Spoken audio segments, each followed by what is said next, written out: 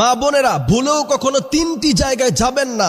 যদি যান তাহলে আপনার কোনো ইবাদত আল্লাহর দরবারে কবুল হবে না। আপনি নামাজ পড়বেন, আপনি তাহাজ্জুদ পড়বেন, আপনি কোরআন কারীম তেলাওয়াত করবেন, কিন্তু বিশ্বনবী বলছেন তোমার কোনো ইবাদত আল্লাহ সুবহানাহু ওয়া তাআলার দরবারে কবুল হবে না যদি আমাদের মা বোনেরা ভুল করেও এই তিনটি স্থানে যদি তারা যায়। বিশ্বনবী সাল্লাল্লাহু আলাইহি সাল্লাম এইটাকে কঠিনভাবে নিষেধ করেছেন। প্রথম নাম্বার হচ্ছে, বিশ্বনবী সাল্লাল্লাহু আলাইহি ওয়াসাল্লাম বললেন, কোন মেয়ে যদি গণকের কাছে যায় ওই মহিলার কোন ইবাদত আল্লাহর দরবারে কবুল হয় না।